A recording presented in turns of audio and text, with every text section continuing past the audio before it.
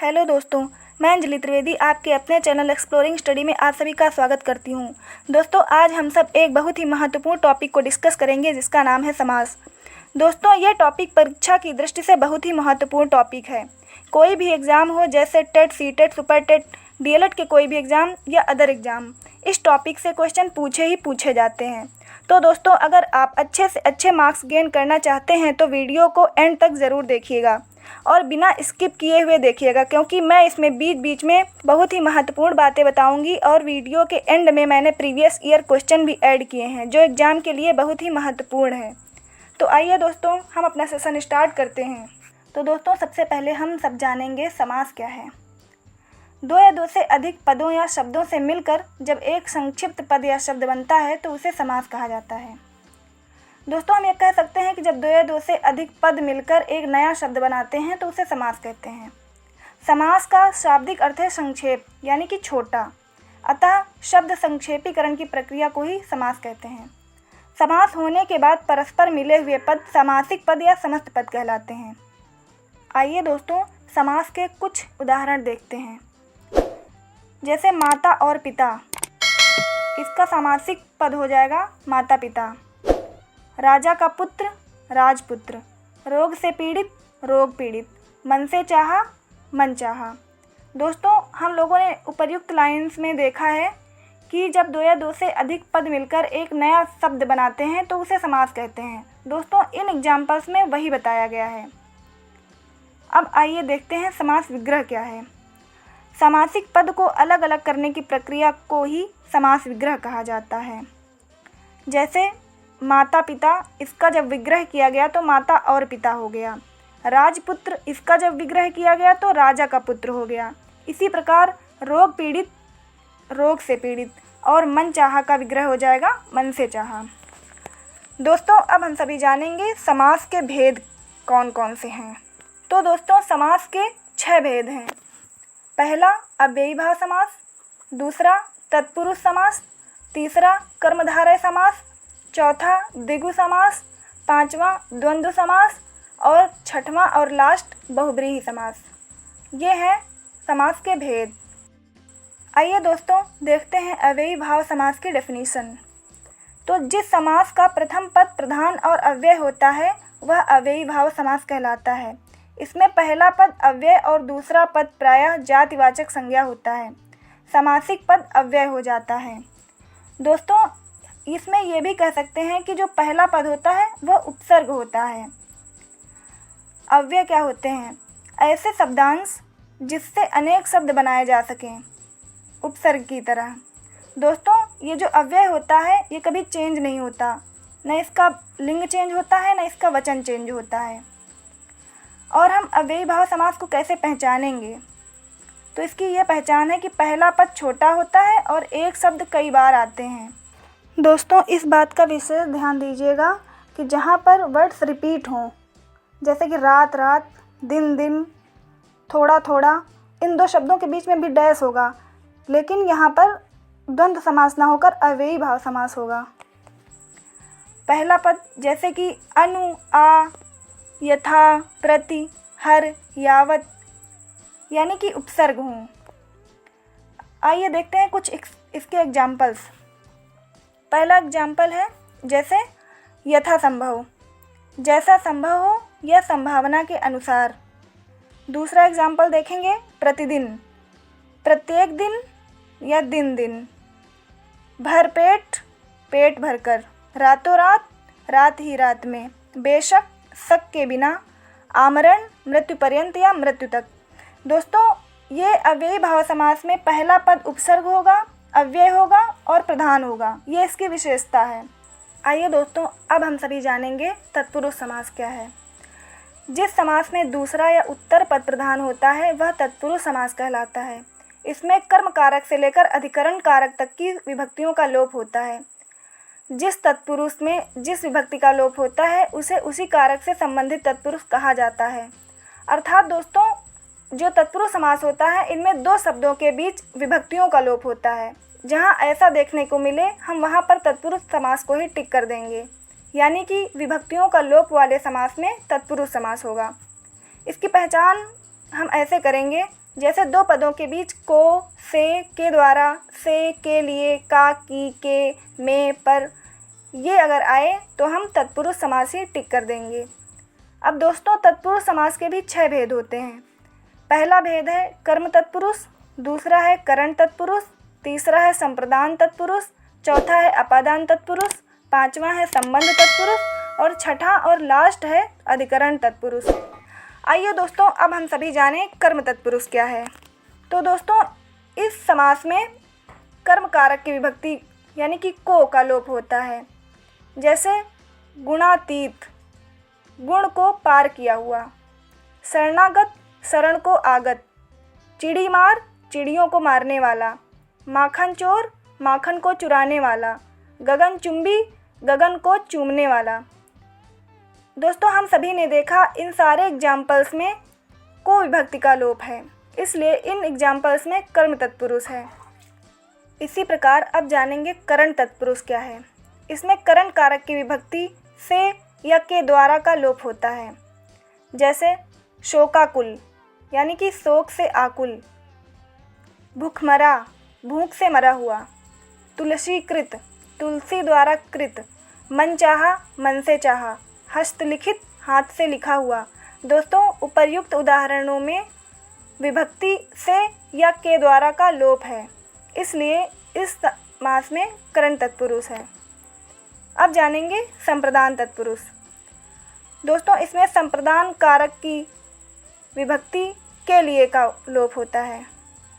जैसे सत्याग्रह, सत्य के लिए आग्रह, रसोई घर, रसोई के लिए घर, गुरु दक्षिणा, गुरु के लिए दक्षिणा, हवन सामग्री, हवन के लिए सामग्री, युद्ध भूमि, युद्ध के लिए भूमि। जैसा कि हम लोगों ने अभी पढ़ा कि संप्रदान तत्पुरुष में के लिए विभक्ति का लोप होता है, तो इन उदाहरणों में के लिए विभक्ति का लोप बताया गया है। अब हम जानेंगे अपादान तत्पुरुष। दोस्तों, इसमें अपादान कारक विभक्ति से का लोप होता है। जैसे धर्म भ्रष्ट, धर्म से भ्रष्ट, रोग मुक्त, रोग से मुक्त, जन्मांध, जन्म से अंधा, भयभीत, भय से भीत, ऋण मुक्त, ऋण से मुक्त। उपर्युक्त उदाहरणों में विभक्ति से का लोप हुआ है, इसलिए इन एग्जाम्पल्स में अपादान तत्पुरुष है। दोस्तों, अब जानेंगे संबंध तत्पुरुष। इसमें संबंध कारक का चिन्ह का, की, के का लोप होता है। कुछ एग्जाम्पल्स हैं, जैसे गंगा तट यानी कि गंगा का तट, राजपुत्र, राजा का पुत्र, भारतवासी, भारत के वासी, लोकतंत्र, लोक का तंत्र। उपर्युक्त उदाहरणों में विभक्ति का, की, के का लोप है, इसलिए इन उदाहरणों में तत्पुरुष समास है। दोस्तों, अब हम देखेंगे अधिकरण तत्पुरुष। इसमें में या पर का लोप होता है। जैसे आप बीती, अपने पर बीती, दानवीर, दान में वीर, शरणागत, शरण में आगत, गृह प्रवेश, गृह में प्रवेश, कला प्रवीण, कला में प्रवीण। जैसा कि हमने उपर्युक्त तत्पुरुष समासों में देखा, उसी प्रकार इस तत्पुरुष समास में भी में या पर का लोप हुआ है, इसलिए इस तत्पुरुष समास में अधिकरण तत्पुरुष होगा। सेशन को आगे बढ़ाते हुए अब हम सभी जानेंगे कर्मधारय समास। तो दोस्तों, इस समास में उत्तर पद प्रधान होता है, लेकिन जो पहला पद होता है वो विशेषण होता है और दूसरा पद होता है संज्ञा या सर्वनाम। इसमें पहला पद विशेषण और दूसरा पद विशेष से होता है। इसकी पहचान ये है कि हम पहला पद दूसरे पद की विशेषता बताता है, दूसरे पद की तुलना होती है। जैसे कि के समान, है जैसा, जैसा, ये शब्द आते हैं। इसके कुछ एग्जाम्पल्स दिए गए हैं। जैसे पीताम्बर, पीला है जो अंबर, नील गगन, नीला है जो गगन, चंद्रमुख, चंद्रमा के समान मुख, महापुरुष, महान है जो पुरुष, लौह पुरुष, लोहे जैसे शक्तिशाली पुरुष।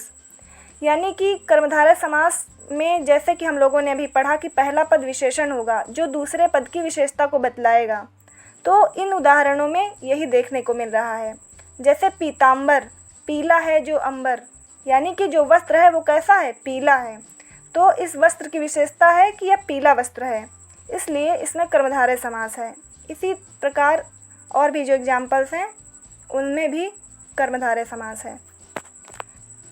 और भी कुछ उदाहरण हैं, जैसे घनश्याम, घन के समान श्याम, चरण कमल, कमल के समान चरण, देह लता, लता के समान शरीर, मुख चंद्र, मुख रूपी चंद्र। इस समास में कभी कभी विशेष संज्ञा या सर्वनाम पहले भी आ जाता है, तो भी कर्मधारय समास ही होगा। आइए दोस्तों, अब जानेंगे द्विगु समास। तो जिस समास में पहला पद संख्यावाची विशेषण हो और दूसरा पद संज्ञा हो, वह द्विगु समास कहलाता है। यह दो प्रकार का होता है, जिसमें समुदाय या समाहार का बोध होता है, जिसमें उत्तर पद प्रधान होता है। दोस्तों, कोई भी समास हो, अगर उसमें पहले ही संख्या देखने को मिल जाए तो वहाँ पर हम सबसे पहले द्विगु समास पे ही टिक कर देंगे, चाहे कोई भी समास हो। जैसे कि चौराहा, चार राहों का समूह, इसमें चौराहा, जैसा कि वर्ड से ही पता चल रहा है कि इसमें चार आ रहा है, इसलिए इसमें हम द्विगु समास को टिक कर देंगे। तिरंगा, तीन रंगों का समूह, त्रिभुवन, तीन भुवनों का समाहार, अष्टाध्यायी, 8 अध्यायों का समाहार, दोपहर, दूसरा पहर, पंच प्रणाम, 5 प्रणाम। ये हुआ द्विगु समास। आइए दोस्तों, जानते हैं द्वंद्व समास क्या है। तो दोस्तों, जिस समास में दोनों पद प्रधान हों तथा विग्रह करने पर और या अथवा लगता हो, वह द्वंद्व समास कहलाता है। दोस्तों, जो द्वंद्व समास होता है, इसमें दो शब्दों के बीच डैश होता है और दोनों शब्द एक दूसरे के विपरीत होते हैं। और पहचान ये है कि इन दोनों शब्दों में और या अथवा या तथा आता है। दोनों शब्द एक दूसरे के विलोम शब्द होते हैं। द्वंद्व समास के कुछ उदाहरण देखते हैं। जैसे माता पिता, जब इसका विग्रह किया गया तो माता और पिता हो गया, यानी कि बीच में और शब्द आ गया। राम लक्ष्मण, राम और लक्ष्मण। सुख दुख, सुख और दुख। राग द्वेष, राग या द्वेष। भला बुरा, भला या बुरा। दाल भात, दाल और भात। इसमें समासिक पद में डैश और समास विग्रह जब होता है तो उसमें और शब्द आ जाता है या आ जाता है तो भी द्वंद्व समास होता है। आइए दोस्तों, जानते हैं बहुब्रीहि समास क्या है। जिस समास में दोनों पद अपने साधारण अर्थ को छोड़कर कोई विशेष अर्थ प्रकट करें तो वह बहुब्रीहि समास कहलाता है। मतलब कि इसमें ना पहला पद प्रधान होगा ना दूसरा पद प्रधान होगा, कोई अन्य पद प्रधान हो, तभी बहुब्रीहि समास होता है। कोई अन्य पद या तृतीय पद के प्रधान होने पर ही बहुब्रीहि समास होता है। देखते हैं बहुब्रीहि समास के कुछ उदाहरण। जैसे नीलकंठ, नीला है कंठ जिसका, अर्थात शिव। इसमें न पहले पद की प्रधानता है न दूसरे पद की प्रधानता है तीसरे पद की। इसी प्रकार लंबोदर, लंबा है उदर जिसका, यानी कि गणेश जी। षडानन, षट है आनंद जिसके, ये भी गणेश। चंद्रशेखर, चंद्रमा है शिखर पर जिनके, अर्थात शिव। पंकज, पंख कीचड़ में जन्मा। मृत्युंजय, जिसने मृत्यु पर विजय पाली हो, अर्थात शिव। इन सभी उदाहरणों में न पहला पद प्रधान है न ही दूसरा पद प्रधान है, कोई अन्य पद ही प्रधान है। दोस्तों, इस समास को पहचानने का सबसे अच्छा तरीका ये है कि इसमें जो भी वर्ड ज़्यादातर सम्मिलित होते हैं वो भगवान जी के वर्ड्स होते हैं। कुछ अन्य उदाहरण देखते हैं। जैसे त्रिलोचन, 3 नेत्र हैं जिनके, अर्थात शिव। चक्रपाणि, चक्र है जिनके हाथ में, अर्थात विष्णु। चंद्रभाल, भाल पर चंद्रमा है जिसके, अर्थात शिव। चंद्रमौली, चंद्रमा है सिर पर जिनके, अर्थात शिव। चक्रधर, चक्र धारण करता है जो, अर्थात श्री कृष्णा। आइए दोस्तों, अब डिस्कस करते हैं एक ही नज़र में कैसे समास को पहचानेंगे। तो दोस्तों, जिस सामासिक पद में उसका पूर्व पद अव्यय या उपसर्ग हो तो वहाँ पर अव्ययी भाव समास लगा देंगे। और इनके पहचान के पद जैसे कि अनु, आ, भर, यथा, प्रति, हर, यावत, ये वर्ड जहाँ पर भी दिखेंगे हम तुरंत अव्ययी भाव समास लगा देंगे।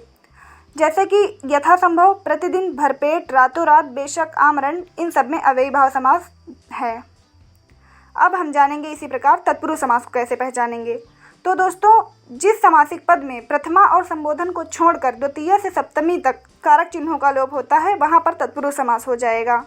पहचान के शब्द जो हैं वो है को, से, के द्वारा, से, के लिए, का, की, के, में पर, ये है कारक चिन्ह। तो जिस समास में उसका पहला पद उसके दूसरे पद की विशेषता को बतलाए वहाँ पर हम कर्मधारय समास टिक कर देंगे।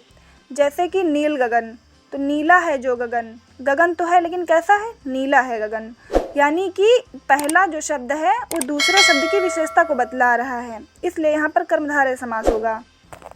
और दोस्तों द्विगु समास में तो उसका जो पहला पद होगा वो संख्यावाची होगा, तो जहाँ पर भी संख्या का बोध हो वहाँ हम तुरंत द्विगु समास को टिक कर देंगे। और दोस्तों जैसे दशानन है, यहाँ पर द्विगु समास भी होगा और यहाँ पर बहुब्रीहि समास भी होगा। क्योंकि जो द्विगु समास इसलिए होगा क्योंकि दश हैं आनंद जिनके, यानी कि संख्या का बोध हो रहा है, और 10 हैं आनंद जिनके, यानी कि रावण तृतीय शब्द की यहाँ पर प्रधानता है, इसलिए यहाँ पर बहुब्रीहि समास होगा।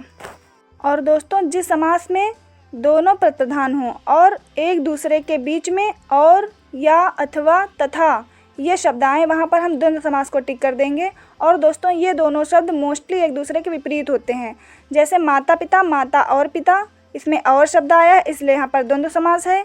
सुख और दुख, ये भी द्वंद्व समास है। तो जहाँ पर प्रथम पद और द्वितीय पद दोनों की प्रधानता न होते हुए किसी तृतीय पद की प्रधानता हो, वहाँ पर हम बहुब्रीहि समास को टिक कर देंगे। जैसे नीलकंठ, नीला है कंठ जिसका अर्थात शिव, यहाँ पर बहुब्रीहि समास होगा। तो अब डिस्कस करते हैं परीक्षा में पूछे गए प्रश्न। तो पहला प्रश्न है समास किसे कहते हैं, जो कि हम लोग पहले ही डिस्कस कर चुके हैं। आइए देखते हैं। ये देखिए दोस्तों, हम लोगों ने समास क्या है पढ़ लिया है और उसके एग्जाम्पल्स भी पढ़ लिए हैं, और समास विग्रह क्या है ये भी पढ़ लिया है।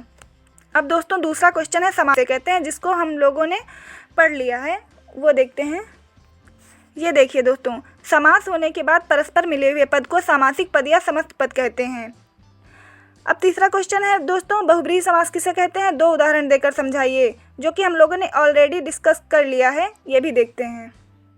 जिस समास में दोनों पद अपने साधारण अर्थ को छोड़कर कोई विशेष अर्थ प्रकट करे वहाँ पर बहुब्रीहि समास होता है। इसमें किसी तृतीय अर्थ की प्रधानता होती है।